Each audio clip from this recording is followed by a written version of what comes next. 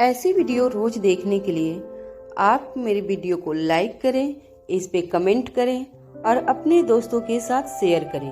और हाँ, अगर आप इस चैनल पे नए हैं तो इसे सब्सक्राइब करना ना भूलें। यह कहानी है एक लड़की को देखा तो पार्ट 2 का अगला एपिसोड। झट से प्रीति बोल उठती है, नहीं अभी मैं तैयार नहीं हूँ, अभी तो बहुत काम बाकी है।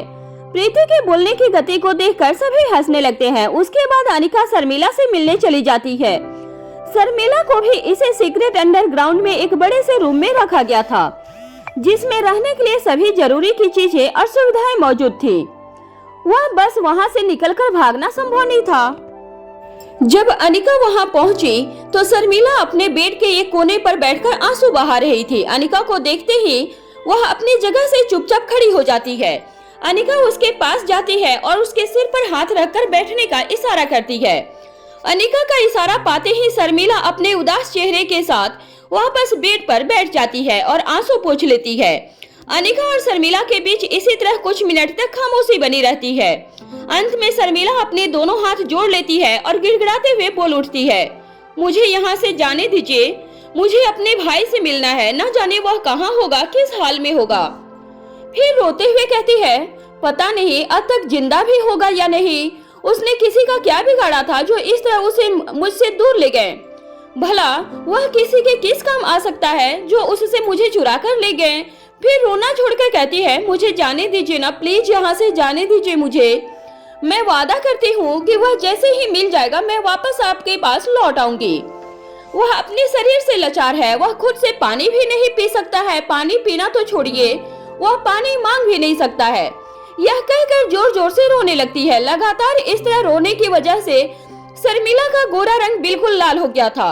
उसके लाल गाल, लाल नाक, लाल आंखें, बिखरे हुए बाल और चेहरे पे छाई उदासी को देखकर किसी का भी दिल पिघल जाता। उसे इस तरह लगातार रोते हुए देखकर अनिका को उस पर दया आने लगती है। अनिका बहुत ही नरमी से बोली, तुम अपने भाई को कैसे ढूंढोगी? क्या तुम जानती हो कि उसे किडनैप किसने किया है? अगर नहीं जानती हो तो उसे ढूंढने कहाँ जाओगी? अनिका की बात सुनकर शर्मिला का सिर चकराने लगा था और वह पहले से भी ज्यादा बेलकने लगी थी। फिर सिसकते हुए कहती है, मैं उसे कहाँ ढूंढूं? यह तो मुझे भी नहीं मालूम, लेकिन मुझे उसे ढूंढना होगा। मैं ऐसे हार नहीं मान सकती हूँ, वह मेरा छोटा भाई है। मैंने उससे वादा किया है कि मैं उसे एक दिन जरूर ठीक कर दूंगी, फिर वह अपनी जिंदगी को बाकी लोगों की तरह जी पाएगा। अभी तो उसने इस दुनिया को देखा भी नहीं है, मैं उसे इस तरह मरने के लिए नहीं छोड़ सकती हूँ। शर्मिला इसी तरह रोती रहती है और फिर कुछ देर के बाद चुप हो जाती है। तब अनिका कहती है, मैं तुम्हारी मदद कर सकती हूँ, लेकिन यह सिर्फ तभी संभव है जब तुम मुझे अपने बारे में सब कुछ सच सच बताओगे। कौन हो तुम? तुम्हारा असली नाम क्या है?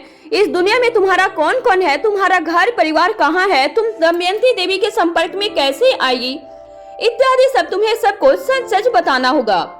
शर्मिला अपनी जगह से खड़ी हो जाती है और अनिका के करीब जाकर कहती है, मैं कुछ नहीं जानती, मैं कुछ नहीं बता सकती, बस मुझे यहाँ से जाने दीजिए, मुझे अपने भाई तक पहुँचना है। अनिका कहती है, ठीक है, अगर मैं तुम्हें यहाँ से जाने भी दूं, तब भी इस बात की क्या गारंटी है कि तुम अपने भाई को ढूंढने में कामयाब हो जाओगी? क्या अभी तक तुम्हारे भाई के किडनैपर्स उसे जिंदा रखा होगा? इस बात की क्या गारंटी है कि वह लोग तुम्हें किसी तरह का नुकसान नहीं पहुँचाएंगे? अनिका की बात सुनकर शर्मिला की आंखों के सामने वह दृश्य तैरने लगता है जिसमें उस गाड़ी पर अटैक किया गया था, जिसमें शर्मिला का प्रकाश चित्र तैयार किया गया भ्रम सामने की सीट पर बैठा हुआ दिखाई दे रहा था। यह सब सोचकर वह कमरे की दीवार से लगकर खड़ी हो जाती है। उसे ऐसा महसूस होता है जैसे कि उसके पैरों ने उसका साथ छोड़ दिया है।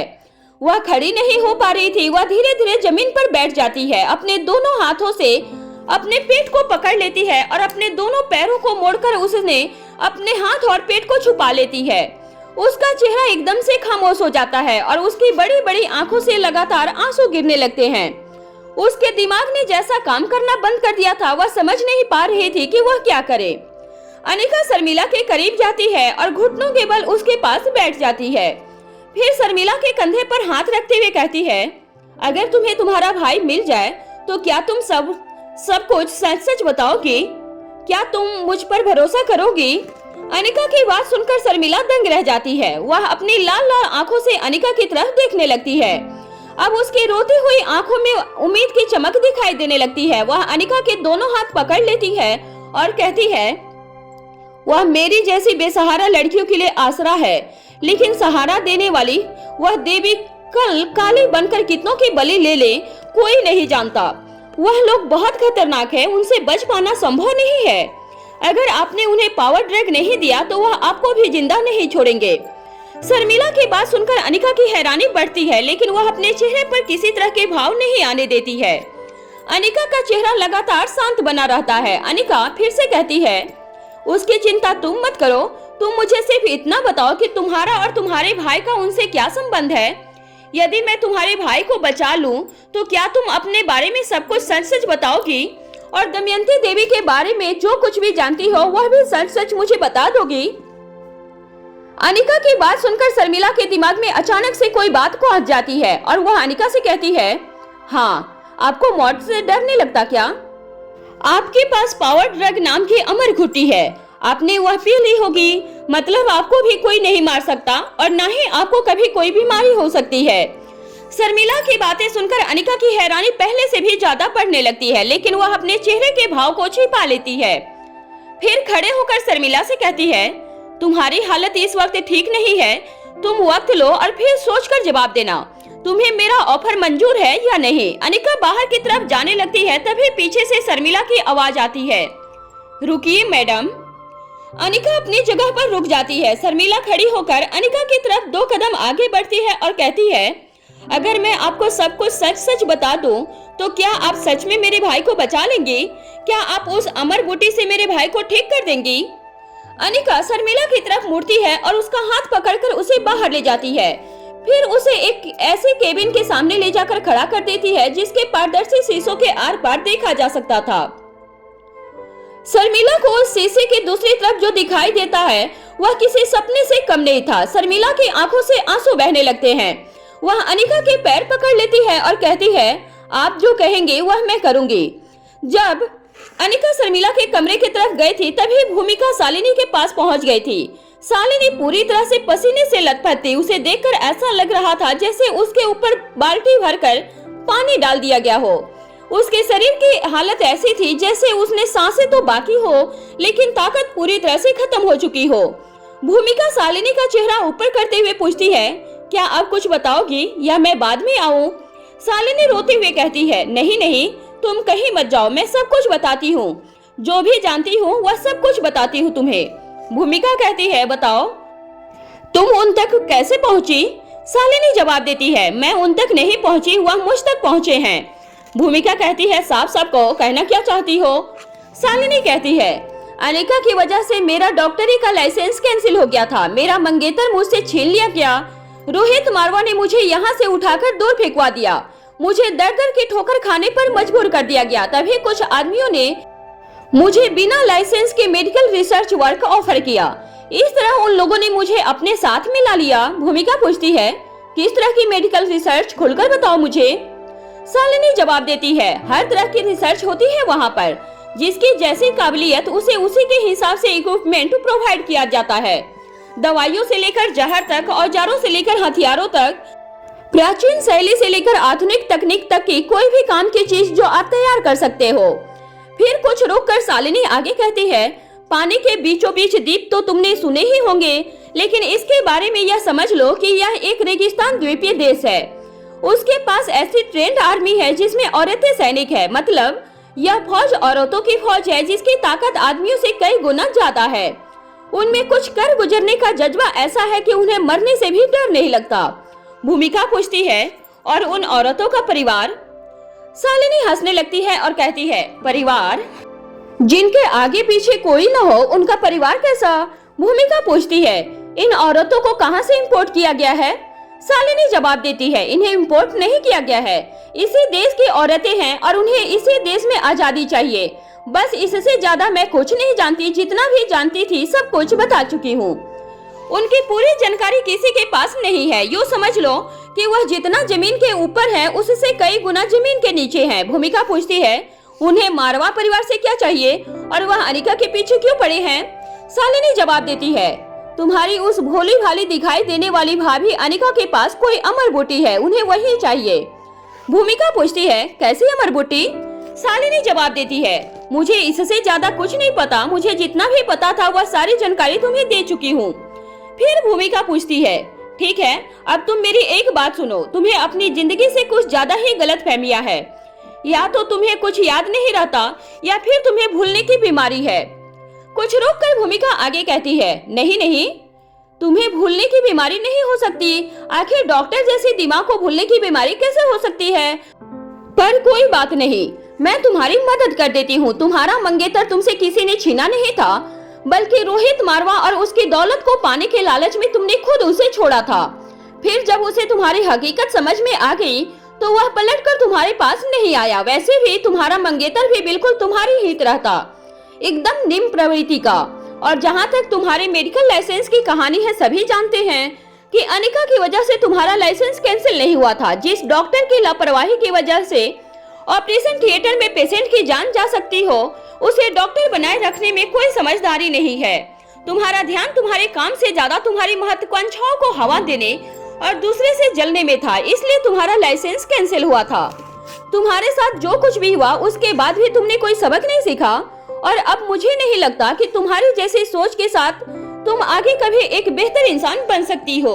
ऐसा कहकर भूमिका बाहर चली जाती है। उधर शर्मिला के यह आंसू इस बार दुख के नहीं बल्कि खुशी के थे। वह अनिका से कहती है, मैं किन शब्दों में आपका धन्यवाद करूं? आपने मुझे जीने की वजह दे दी है। आप मेरे भाई को ठीक कर दीजिए प्लीज। अनिका शर्मिला को अपने हाथों का सहारा देकर खड़ा करती है और मुस्कुरा कर कहती है, अमर बूटी जैसा कोई चीज है ही नहीं। अगर कोई चीज है तो वह है विज्ञान, और उससे भी खास चिकित्सा विज्ञान। इस ज्ञान का इस्तेमाल करके मैं पूरी कोशिश करूंगी कि तुम्हारे भाई को कम से कम इस लायक कर सको कि वह खुद पानी लेकर पी सके। शर्मिला अनिका की बात सुनकर आश्चर्यचकित रह जाती है और पलटकर फिर पूछती है, क्या सच में ऐसी कोई चीज नहीं है? अनिका जवाब देती है, नहीं, ऐसी कोई भी बूटी नहीं है। मैं तुमसे वादा नहीं करती कि तुम्हारा भाई आम लोगों की तरह सामान्य हो जाएगा, लेकिन यह वादा जरूर कर सकती हूँ कि वह आम लोगों की तरह सामान्य जिंदगी जरूर जी सकेगा। शर्मिला कहती है, क्या मैं उसे एक बार करीब से देख सकती हूँ? अनिका कहती है, नहीं नहीं, अभी नहीं। वह हमें लगभग मरी हुई हालत में मिला था, लेकिन वह बहुत ही बहादुर है, इसलिए अपनी मौत से भी लड़ गया था।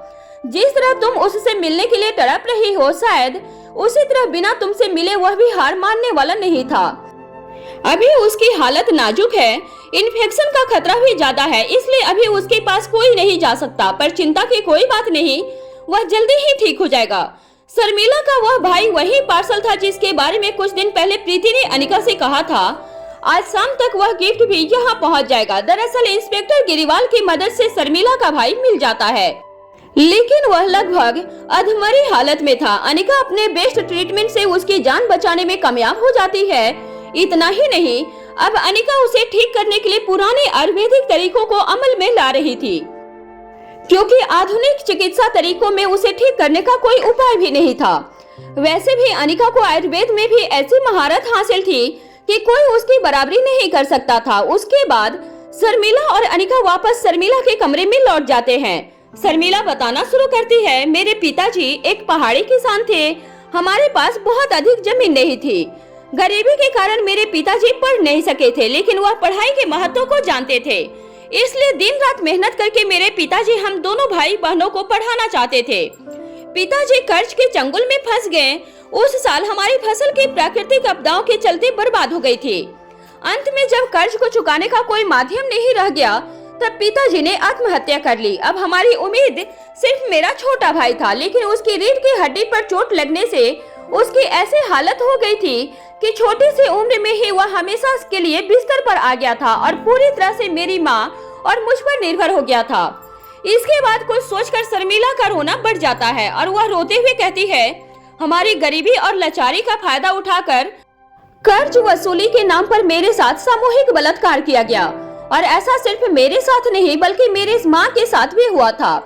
उन लोगों के लिए किसी औरत की उम्र के कोई मायने नहीं थे। उनके लिए औरत सिर्फ उनकी हवस को पूरा करने के लिए एक जिस्म भर थी। यहाँ तक कि हर उस परिवार के लड़कियों और औरतों को उस जिल्लत का सामना करना पड़ता था जो किसी भी तरह से उनकी चंगुल में फंस जाते थे।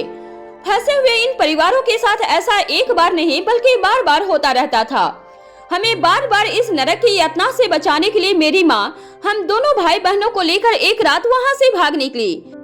गांव से निकलने के बाद हमने बहुत तरह की समस्याओं का सामना किया। कभी रहने के लिए छत नहीं थी, तो कभी खाने के लिए रोटी नहीं थी, तो कभी पहनने के लिए कपड़े नहीं थे।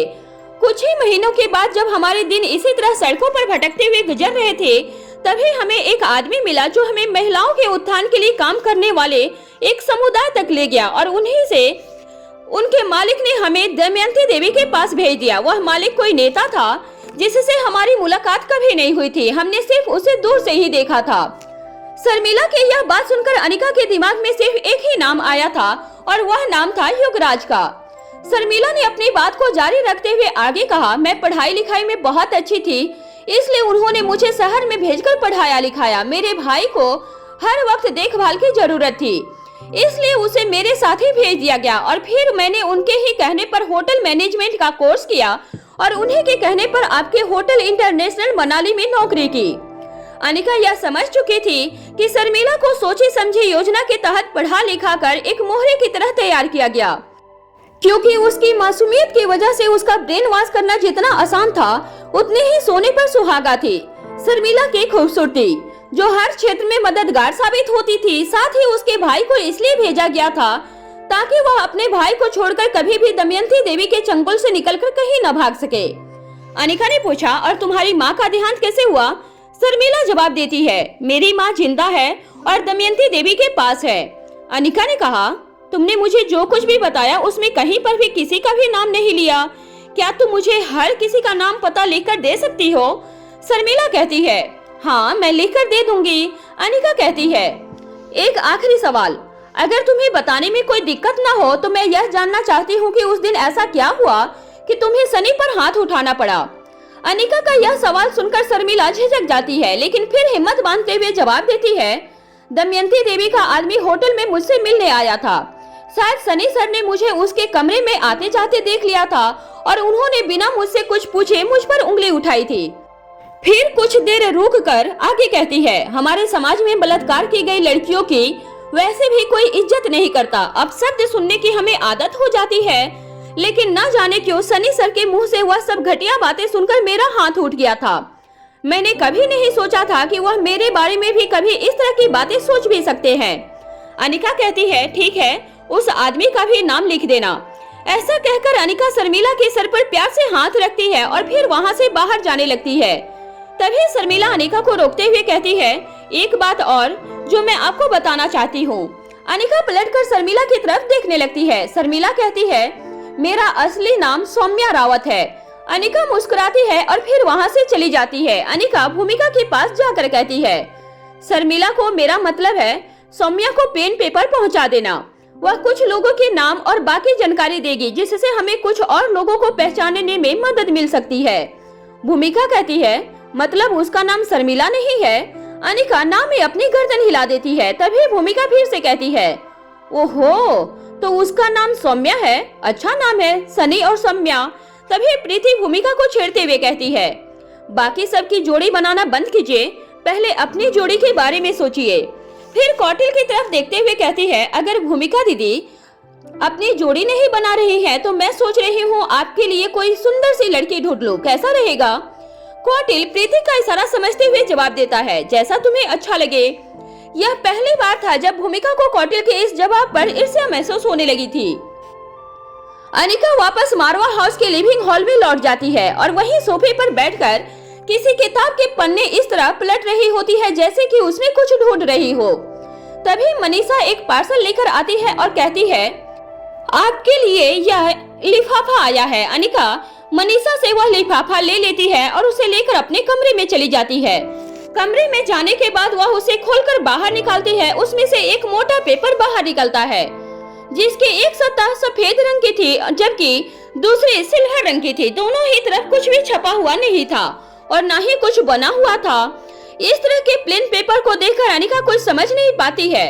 वह काफी देर तक उसे लगातार देखती रहती है। तभी अनिका के तीनों बच्चे शोर मचाते हुए वहां पहुंच जाते हैं। रिया कहती है, मॉम, आज आपको हमारी इस लड़ाई को खत्म करना ही होगा। बताइए इन दोनों को और खासकर इस आर्यन को कि आने वाले टाइम में फाइटिंग में हम दोनों में से कौन बेस्ट होगा। मैं गेमिंग में द बेस्ट हूँ। फ्यूचर में जब लोग गेमिंग एनिमेशन में अंदर आकर वार करेंगे तब डेफिनेटली रिया की ही जीत होगी। तब इनकी मार्शल आर्ट फाइटिंग किसी काम की नहीं आएगी ना। आर्यन कहता है, मॉम आप इसे समझाइए, यह कहाँ की बात को कहाँ लेके जाती है। इसे कोई भी सीधी बात कहो उसका उल्टा ही मतलब निकालने लगी है। गेमिंग की दुनिया के बाहर भी बहुत बड़ी दुनिया है। इसी दुनिया में जब कभी किसी का सामना करना पड़ जाए तो उसके लिए हमें आज से ही तैयार होना पड़ता है। एलेक्जेंडर कहता है, यह सच है कि हमारे होते हुए हमारी बहन को कोई छू भी नहीं सकता, लेकिन गेम के अलावा थोड़ा बहुत कुछ और भी सीख लेने में क्या बुराई है मॉम। मार्शल आर्ट न सही पर और भी तो बहुत सारी चीजें हैं जिसमें मनोरंजन किया जा सकता है। आर्यन कहता है, मॉम इसे बताइए कि आपके बेस्ट फाइटर होने के बाद भी डैडी और हम सबके रहते हुए भी आपकी किडनैपिंग हो गई थी ना। यह खुद भी इस बात को अच्छी तरह से जानती है। तब यह खुद भी आपके लिए कितना रोई थी। हम लोगों ने आपको हर जगह ढूंढा था पर आपको ढूंढ नहीं पाए थे। आपकी अपनी स्किल की वजह से ही आप हमें वापस मिल सकी थी। दरअसल दोनों ही भाई अपनी बहन को बेहद प्यार करते थे और वह चाहते थे कि किसी भी तरह उनकी बहन गेम के अलावा दूसरी चीजों में भी दिलचस्पी रखे। तीनों बच्चों की यह बहस इसी तरह से जारी रहती है। अनिका कभी नहीं चाहती थी कि रिया मार्शल आर्ट सीखने के लिए किसी भी तरह के दर्द से गुजरे, और यह तो बिल्कुल भी नहीं कि रिया की मर्जी के खिलाफ उसे मार्शल आर्ट सीखने के लिए मजबूर किया जाए। लेकिन पहली बार आज अनिका को अपने किए गए फैसले पर एक बार दोबारा से सोचने की जरूरत महसूस हो रही थी। अभी यह सब चल ही रहा था कि तभी एलेक्जेंडर की निगाह उस पेपर पर पड़ती है जिसकी पहेली को अनिका सुलझा नहीं पाई थी। एलेक्जेंडर पूछता है, मॉम यह क्या है। अनिका बात को टालने के लिए जवाब देती है, यह एक पजल है जो अभी मॉम को सुलझानी है। अनिका की बात सुनते ही तीनों बच्चे अपनी लड़ाई को भूलकर उस पेपर को देखने लगते हैं। एलेक्जेंडर एकटक होकर उस पेपर को देखे जा रहा था, तभी रिया उसे अपने हाथ में उठाकर इधर उधर पटक कर देखती है और कहती है, यह कैसी पजल है जो दिखाई नहीं दे रही। रिया की बात सुनकर आर्यन उस पेपर को अपने हाथ में लेता है और उसे हर एंगल से घुमा कर देखता है। तभी एलेक्जेंडर कहता है, एक्सक्यूज मी मॉम। ऐसा कहकर वो अपनी मॉम के बालों से हेयर पिन निकाल लेता है और आर्यन के हाथ से वह पेपर अपने हाथ में ले लेता है। उसके बाद एलेक्जेंडर वहीं रखी हुई एक टेबल की ड्रॉवर से दस्ताने निकालकर उन्हें पहन लेता है। फिर बड़ी ही सावधानी से सिल्वर साइड पर हेयर पिन से खुरचना शुरू कर देता है। कुछ ही देर में वह सिल्वर परत पूरी तरह से साफ हो जाती है। पेपर को खुरच कर साफ करने पर यह साफ दिखाई देता है कि उस पर कुछ केमिकल फार्मूला लिखे हुए थे। इससे पहले कि एलेक्जेंडर उन्हें पढ़ता, अनिका वह पेपर अपने हाथ में ले लेती है और कहती है, वेल डन एलेक्जेंडर, तुमने मेरा काम एकदम आसान कर दिया। तभी एलेक्जेंडर पूछता है, मॉम यह केमिकल फार्मूला किस चीज के हैं? क्या मैं आपकी कोई मदद कर सकता हूँ? अनिका को एलेक्जेंडर पर गर्व महसूस होता है। एलेक्जेंडर को विज्ञान में जितनी रुचि थी उसने अपनी उम्र के हिसाब से अब तक उसकी काफी अच्छी जानकारी हासिल कर ली थी। अनिका जवाब देती है, I am proud of you my son, लेकिन मम्मा की मदद करने के लिए अभी काफी वक्त बाकी है। तभी रिया एलेक्जेंडर से पूछती है, यह तुमने कैसे किया? इससे पहले कि एलेक्जेंडर कोई जवाब देता, आर्यन तुरंत बोल उठता है, इसीलिए तुम्हें कहते हैं कि गेम के अलावा भी कुछ देखने और जानने की कोशिश करनी चाहिए। यह बहुत ही आसान था। यह इस पेपर पर सिल्वर नाइट्रोक्साइड की लेयर चढ़ी हुई थी। आर्यन की बात सुनते ही गुस्से से रिया की भौवें चढ़ जाती है और वह अपने दोनों हाथ अपनी कमर पर रख लेती है। इससे पहले कि दोनों छोटे भाई बहनों की बात विवाद में बदल जाए, एलेक्जेंडर बात को संभालते हुए कहता है, रिया यह एकदम सिंपल है। देखो, इस पेपर को छूने के बाद आसानी से पता चल रहा है कि यह मेटल शीट नहीं है। इसका मतलब इस पर एक तरफ सिल्वर रंग की मेटल कोटिंग की गई थी। इस तरह की सिल्वर कोटिंग के लिए लोहा, जस्ता, तांबा, निकल, कैडमियम, सीसा, चांदी, क्रोमियम, मैग्नीशियम जैसी धातुओं का इस्तेमाल किया जा सकता है। इसकी बारीक लेयर को हटाना कितना आसान है यह तो तुमने देख ही लिया। अनिका एलेक्जेंडर के सिर पर हाथ फेरती है और उसके बाद आर्यन और रिया के सिर पर भी हाथ फेरती है। फिर यह कहकर उन तीनों को वहां से अपने कमरे में भेज देती है, अभी तुम लोग अपने कमरे में जाओ, तुम्हारी इस प्रॉब्लम का सॉल्यूशन मैंने सोच लिया है। जल्दी ही एक नया सरप्राइज तुम्हारे सामने होगा। तीनों बच्चे मुस्कुराकर एक दूसरे को देखने लगते हैं। रिया शोर मचाते हुए कहती है, wow surprise, I am so excited. तभी अनिका कहती है, सरप्राइज शॉकिंग भी हो सकता है, इसलिए तैयार और सावधान दोनों रहना है। अनिका की बात सुनकर तीनों बच्चे के चेहरे पर सवाल नजर आने लगते हैं, लेकिन तीनों में से किसी ने भी कुछ नहीं पूछा और एक दूसरे की तरफ देखते हुए वह कमरे से बाहर चले जाते हैं। बच्चों के जाने के बाद अनिका उस पेपर पर लिखे केमिकल फार्मूलाज का बारीकी से अध्ययन करने लगती है। उसके बाद यह देखने के लिए कि इससे क्या बनकर तैयार होने वाला है, वह अपनी अंडरग्राउंड सीक्रेट रिसर्च लैब में चली जाती है। जब वह पेपर पर लिखे कंपोनेंट्स को तैयार करना शुरू करती है तो बड़ी ही आसानी से यह समझ जाती है कि स्वाति मल्होत्रा ने उसकी मांगी हुई चीज को फार्मूला के रूप में भेजा है। स्वाति अच्छी तरह से जानती थी कि वह छोटी सी डोज कितनी खतरनाक साबित हो सकती थी। इसके अलावा अगर यह गलत हाथों में पड़ जाए तो उसके परिणाम बहुत ही भयंकर हो सकते थे। स्वाति ने जो प्रक्रिया लिखकर भेजी थी उसे पूरा करना इतना आसान नहीं था कि कोई भी सफलतापूर्वक इसे बना सके। इसे बनाने के लिए एक बड़ी टीम और उसके महीनों के अथक प्रयास की जरूरत थी। यह काम अकेले करने की ताकत स्वाति के अलावा सिर्फ अनिका में ही थी। अनिका यह समझ चुकी थी कि उसे 2 से 3 दिन और रात लगातार इस एक्सपेरिमेंट पर काम करना होगा, लेकिन यह पहेली जितनी मुश्किल दिखाई दे रही थी उससे कहीं ज्यादा मुश्किल भी थी। इसकी 2 बड़ी वजह थी। एक, क्योंकि स्वाति ने इस प्रक्रिया के अंत में एक जगह पर खाली स्थान डालकर छोड़ा था, जिसका मतलब था कि अनिका को खुद समझना होगा कि यहाँ पर क्या चीज जाना चाहिए। स्वाति ऐसा करके न सिर्फ अपनी बेटी की काबिलियत को जांचना चाहती थी, बल्कि किसी भी कारण से अगर वह फार्मूला गलत हाथों में पड़ जाए तो मानव जाति को उसके नुकसान से भी बचाना चाहती थी। दूसरा बात यह था कि अनिका इस ड्रग को इसी अवस्था में प्रयोग नहीं करना चाहती थी। वह इसमें अपनी जरूरत के हिसाब से सुधार करना चाहती थी, जो अपने आप में एक बड़ी चुनौती थी। वह यह सुधार था जो खुद स्वाति मल्होत्रा नहीं कर पाई थी। कुल मिलाकर अनिका को इस एक्सपेरिमेंट पर महीनों का समय चाहिए था। अनिका कुछ सोचती है और उसके बाद रोहित मारवा को मैसेज करती है। उसके बाद लैब से वापस अपने बेडरूम में लौट जाती है। उधर रोहित मारवा अपने ऑफिस के केबिन में अपनी चेयर पर बैठा हुआ था। चिराग मेहता बहुत ही जरूरी मुद्दे पर रोहित मारवा को सभी डिटेल्स एक एक करके दे रहा था। तभी चिराग मेहता अपनी बात को जारी रखते हुए लैपटॉप पर एक वीडियो सर्च करता है और उसे रोहित मारवा की तरफ घुमाते हुए कहता है, सर यह देखिए, यह वीडियो नरेश मांझी ने भेजी है। नरेश मांझी 35 सालों से हमारी कंपनी के लिए काम कर रहे हैं। उनकी फैक्ट्री में जो सामान हमारे लिए तैयार किया जाता है, आज तक उसमें कभी कोई शिकायत नहीं आई, ना किसी तरह की मिलावट, ना किसी तरह की बेईमानी। नरेश मांझी एक सुलझे हुए आदमी हैं। रोहित मारवा खामोशी से चिराग की बातों को सुनते हुए उस वीडियो को देखने लगता है। चिराग मेहता अपनी बात को आगे बढ़ाते हुए कहता है, सर उनका प्रोडक्शन बहुत लिमिटेड है, लेकिन उनके काम की गुणवत्ता की वजह से आज हम उन्हें ऑर्डर देते हैं। सर इस वीडियो में साफ दिखाई दे रहा है कि कुछ अनजान लोग रात के अंधेरे में तैयार किए गए माल में मिलावट कर रहे हैं। जिस वक्त यह घटना घटी, फैक्ट्री के सभी कैमरा ढक दिए गए थे ताकि यह पता ही न चल सके कि फैक्ट्री के अंदर क्या हुआ है। लेकिन यह एक हिडन कैमरा था जिससे यह फोटोज मिल गई है। रोहित मारवा चिराग की तरफ देखने लगता है और कहता है, क्या उन्हें हमारी मदद की जरूरत है? चिराग मेहता जवाब देते हुए कहता है, सर सिर्फ नरेश मांझी ही नहीं बल्कि गिरधर द्विवेदी जी, सीताराम रमैया जी की फैक्ट्री में भी कुछ इसी तरह की घटनाएं घटी हैं, लेकिन वहां से कोई वीडियोज फोटोज नहीं मिल सकी। गिरधर द्विवेदी जी की उम्र और अनुभव इतना अधिक है कि वह माल देखकर ही यह बता सकते हैं कि उसमें कुछ गड़बड़ी हुई है। यह बात शक के दायरे में थी, इसलिए उन्होंने मुझे फोन करके सारी बातें बताई है।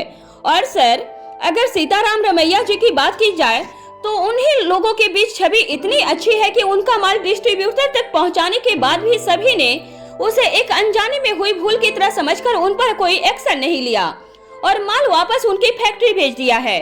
रोहित मारवा पूछता है, क्या तुमने पता लगा लिया कि यह नया दुश्मन कौन है? चिराग मेहता कहता है, यस सर, यह सब हरकतें बिसाम्भर नागर की है। वीडियोज फोटोज की मदद से उन आदमियों को ढूंढ लिया गया है जो फैक्ट्री में मिलावट के लिए गए थे। हमारे आदमियों और आईटी सेल की मदद से यह पता चला है कि यह सब लोग किसी न किसी तरह बिसाम्भर नागर से जुड़े हुए हैं। रोहित मारवा पूछता है, क्या बिसाम्भर नागर की इतनी हिम्मत की वजह योगराज है? क्या मामला कुछ और ही है?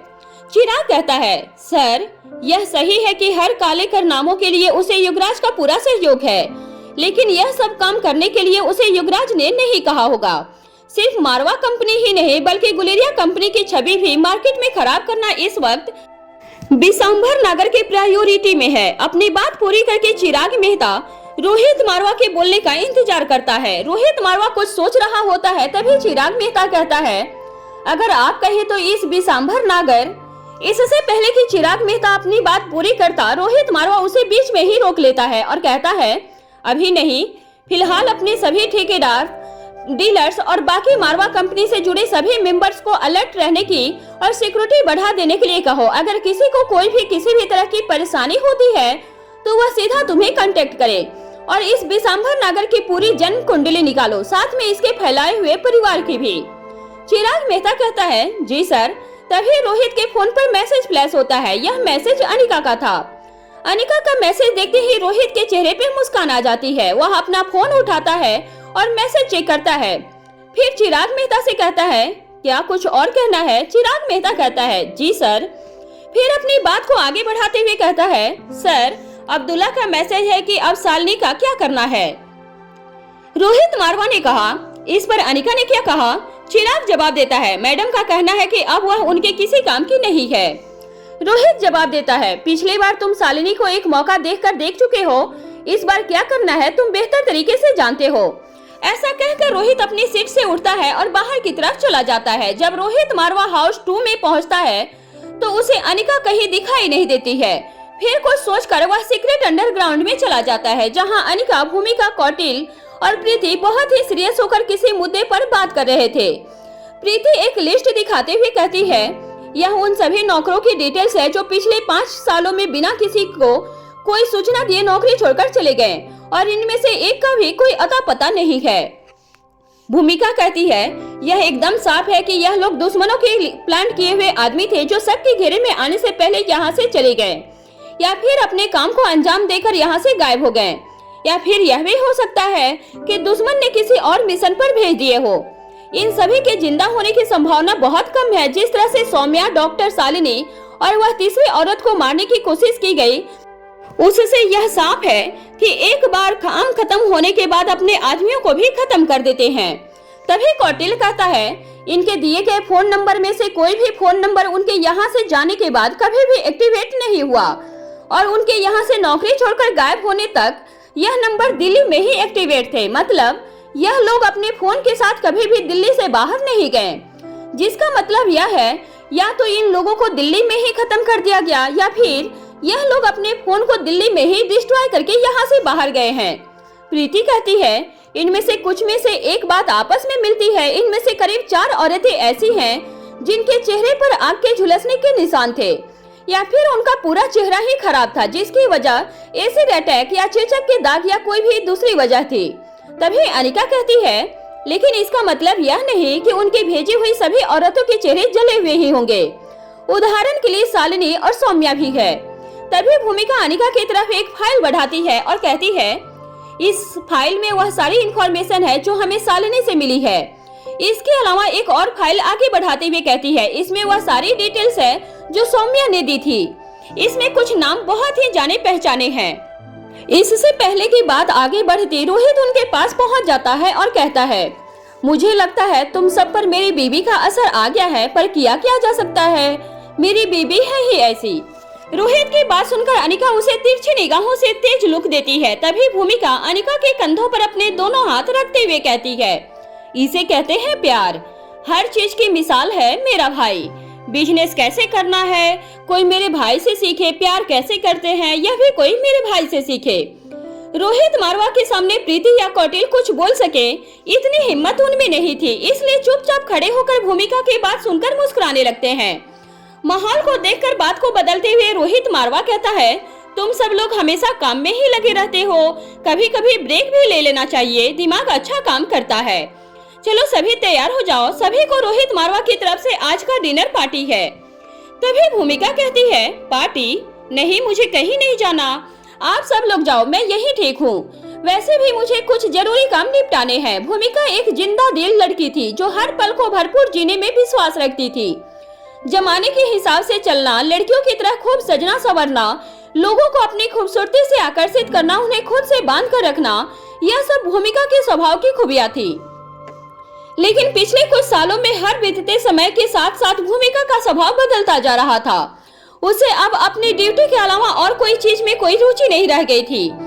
भूमिका अपने प्रति उदासीन होती जा रही थी। अनिका चाहती थी कि भूमिका एक बार फिर से अपनी जिंदगी की ओर लौटे, इसलिए अचानक ही रोहित मारवा ने यह प्लान बनाया था। रोहित जवाब देता है, मैं पूछ नहीं रहा हूँ, मैं बता रहा हूँ कि हम सब जा रहे हैं। अब जाओ और अच्छी बहन की तरह तैयार हो जाओ। इससे पहले कि अनिका आगे कुछ कह पाती, रोहित ने अनिका की कमर पर हाथ रखकर उसे अपनी तरफ खींचा और कहा, आपके पास तैयार होने के लिए सिर्फ आधा घंटा है। रोहित की रोमांस को देखकर अनिका, प्रीति और कौटिल तीनों के चेहरे पे मुस्कुराहट आ जाती है। तीनों ही एक दूसरे की तरफ देखकर अपने बदलते हुए चेहरे के भाव को छुपाने की कोशिश करते हैं। रोहित की इस हरकत पर अनिका उसे अपनी लंबी लंबी पलकों वाली बड़ी बड़ी आंखों से इशारा करती है कि कम से कम वह अपने रोमांस को अंजाम देने से पहले आसपास तो देख लिया करे। रोहित अनिका का इशारा समझकर मुस्कुराते हुए धीरे से उसकी कमर से हाथ हटा लेता है। अनिका कहती है, ठीक है, मैं बच्चों को तैयार कर लेती हूँ। ऐसा कहकर अनिका बाहर की तरफ जाने लगती है। तभी रोहित उसके पीछे पीछे जाता है और कहता है, बच्चों की एग्जाम पास ही है, क्या तब भी तुम उन्हें साथ ले जाना चाहती हो? अनिका रोहित के कहने का मतलब समझ गई थी, इसलिए एक बार फिर से रोहित को घूर कर देखती है। रोहित कहता है, मैं मना नहीं कर रहा हूँ, जैसा तुम्हें ठीक लगे वैसा करो। यह पहली बार था जब रोहित बच्चों को साथ ले जाने के पक्ष में नहीं था।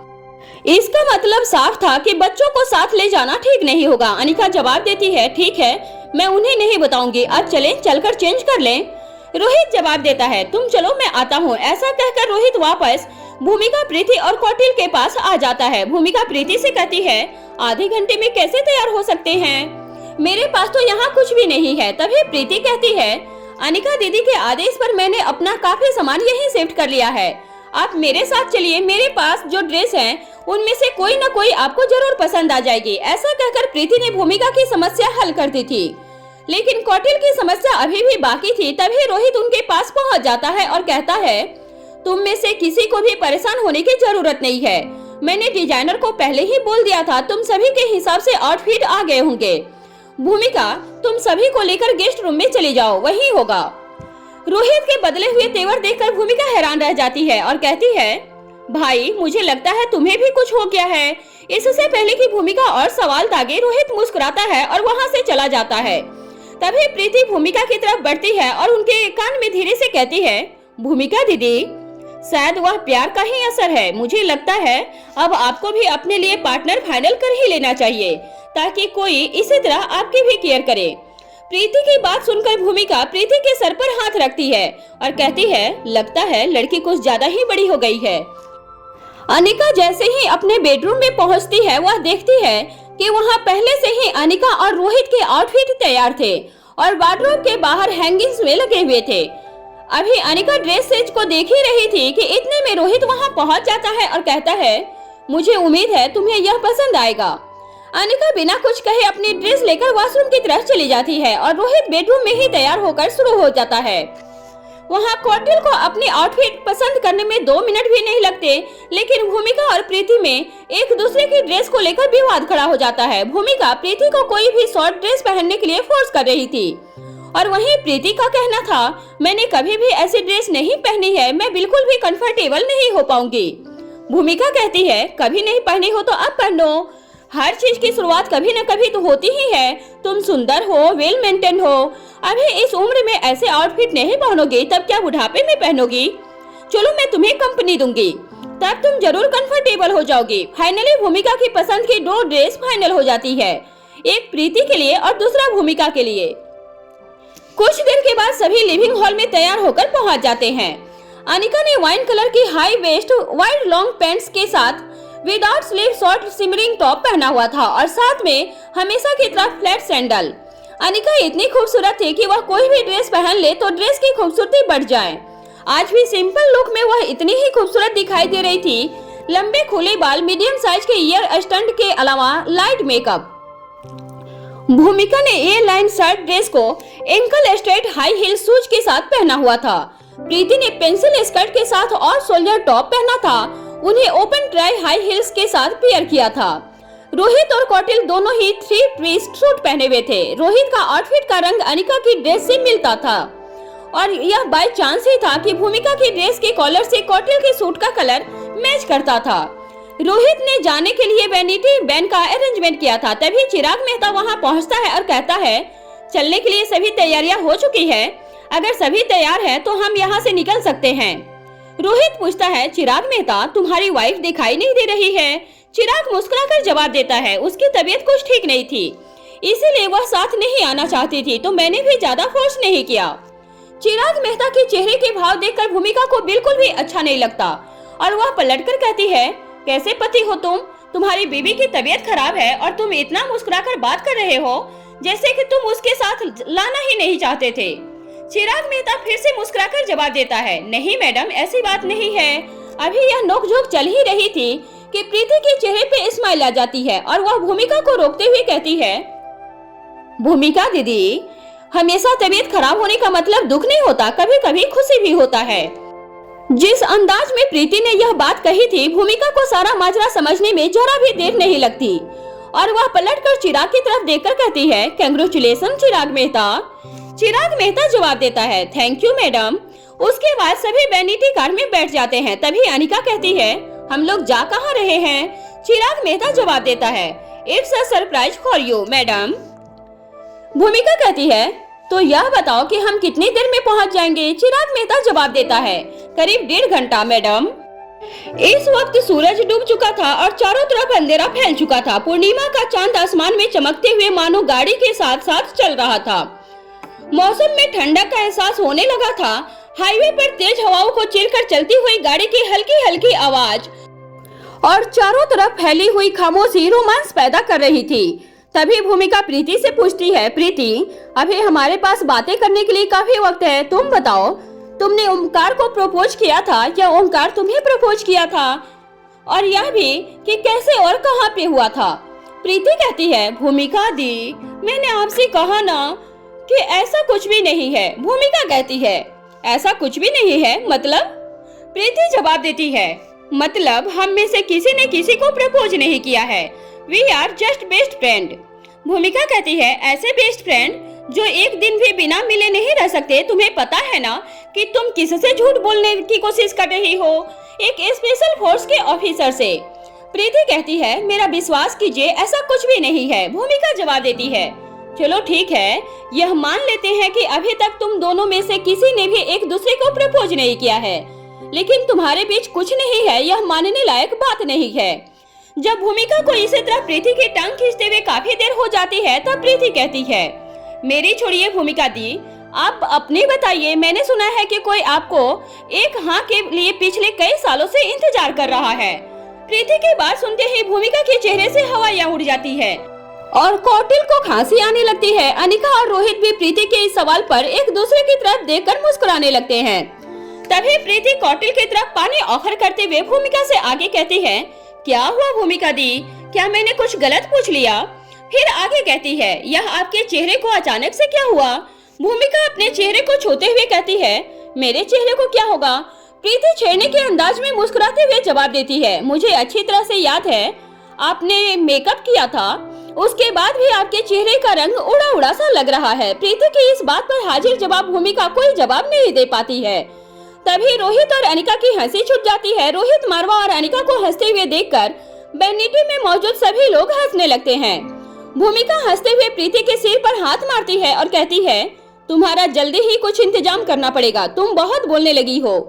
इस तरह हल्का फुल्का हंसी मजाक करते हुए कब में 1.5 घंटा बीत जाता है, किसी को भी इस बात का एहसास नहीं होता।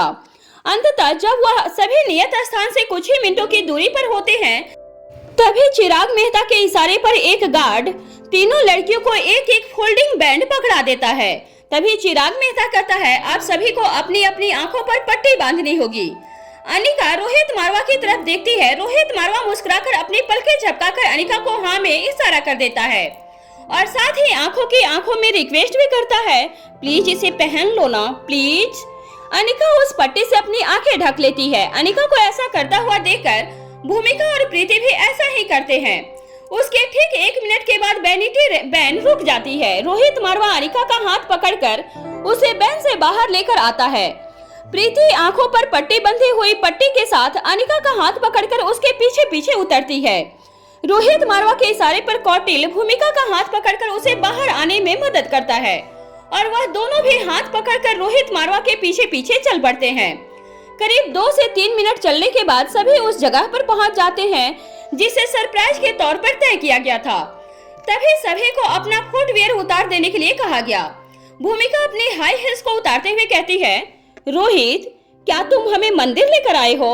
यार मंदिर में कौन खाना खाता है? कहीं ऐसा तो नहीं कि तुम हमें गुरुद्वारे में लंगर का प्रसाद खाने के लिए लेकर आए हो? यहाँ चारों तरफ फैली हुई खामोशी में जो सुकून है उससे मेरा यकीन पक्का होता जा रहा है। अब तुम कुछ बोलोगे भी या नहीं? रोहित मैं तुमसे बात कर रही हूँ। सभी को अपने पैरों के नीचे समतल पत्थरों की ठंडक महसूस होती है।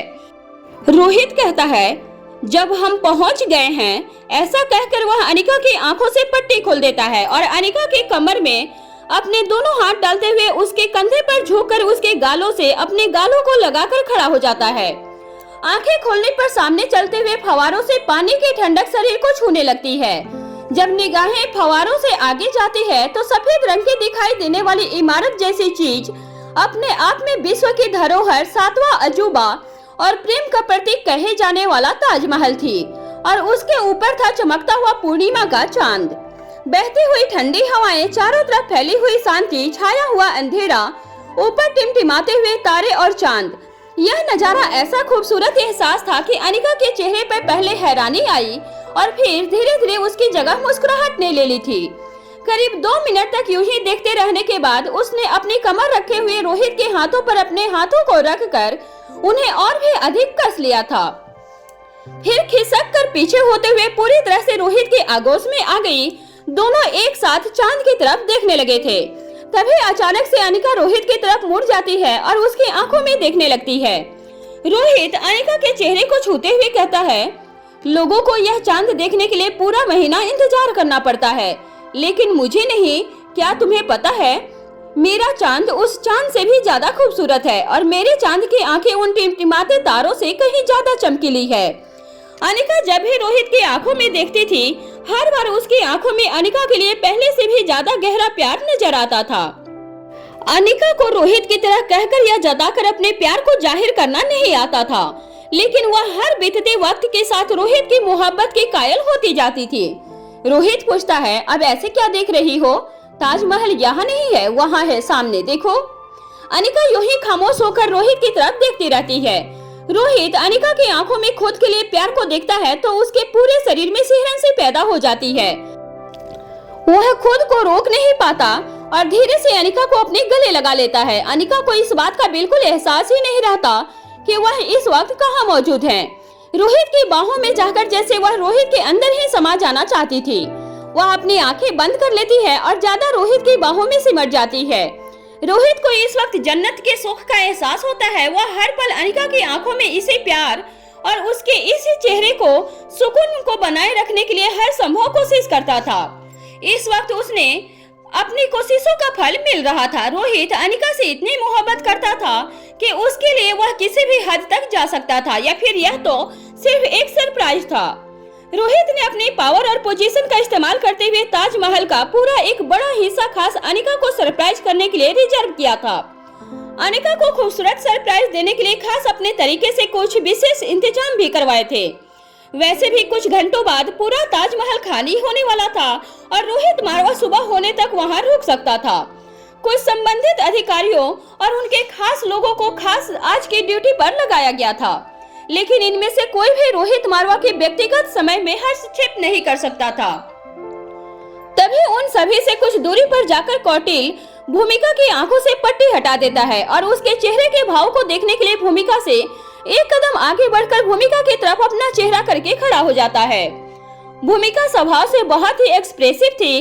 जब भूमिका की आंखों से पट्टी हटती है तो उसकी निगाहें सबसे पहले फर्श पर जाती है। सफेद चिकनी फर्श पर फव्वारों की बूंदों को देखकर भूमिका को एहसास होता है कि उसका अंदाजा बिल्कुल सही था। वह इस वक्त किसी गुरुद्वारे में है, लेकिन जब निगाहें उठाकर देखती है तो आंखों के सामने ताजमहल को खड़ा पाती है। उसकी आंखें फटी और मुंह खुला रह जाता है। वह 2-3 मिनट तक ऐसे ही सामने की तरफ देखती रहती है। फिर कौटिल का हाथ पकड़कर लगभग शोर मचाते हुए कहती है, I can't believe this, it's amazing. यह दृश्य कितना आकर्षक है। मेरा बस चले तो मैं हमेशा के लिए इसी पल में रुक जाऊं। फिर चांद की तरफ इशारा करते हुए कौटिल से कहती है, वह देखो कौटिल, पूरा चांद कितना खूबसूरत दिखाई दे रहा है। भूमिका के इशारा करने पर कौटिल चांद की तरफ देखने लगता है और कहता है, हाँ बिल्कुल सही कहा तुमने, और फिर चुप हो जाता है। पिछले कई सालों में यह पहली बार था जब भूमिका ने खुद कौटिल का हाथ पकड़ा था और सीधे उससे मुंह पर बात की थी। लेकिन कौटिल किसी भी तरह की खुशी या एक्साइटमेंट जाहिर करके कोई भी पुरानी भूल दोहराना नहीं चाहता था। कहा जाता है, ताजमहल का पूर्णमासी का चांद साथ में देखने वाले जोड़े हमेशा साथ रहते हैं। कौटिल खामोशी से अपनी किस्मत के पलटने और भूमिका के पहल करने का इंतजार करना चाहता था। भूमिका इसी तरह कौटिल का हाथ पकड़कर कई कदम आगे की तरफ बढ़ जाती है। न जाने अपनी एक्साइटमेंट में भूमिका सब कुछ भूल चुकी थी या सच में भूमिका के दिल में कौटिल के प्यार के लिए अभी भी कोई छिपा कोना बाकी बचा था। जब उनसे कुछ ही दूर पर खड़ी प्रीति भी अपनी आंखों से पट्टी हटाती है तो इतना खूबसूरत मंजर देखकर रोमांचित हो जाती है। उसके चेहरे पर जितना आश्चर्य था, अचानक से उतनी ही उदासी छा जाती है और वह कुछ सोचकर कुछ कदम पीछे हट जाती है। उसे इस वक्त ऐसी ख्वाहिश होती है कि काश इस खूबसूरत वक्त में ओंकार मेरे साथ होता। ओंकार को याद करके उसकी आंखें भर आती है। उसके आंसू छलकने को ही थे कि उसे महसूस होता है कि किसी ने पीछे से आकर उसकी आंखें बंद कर ली है।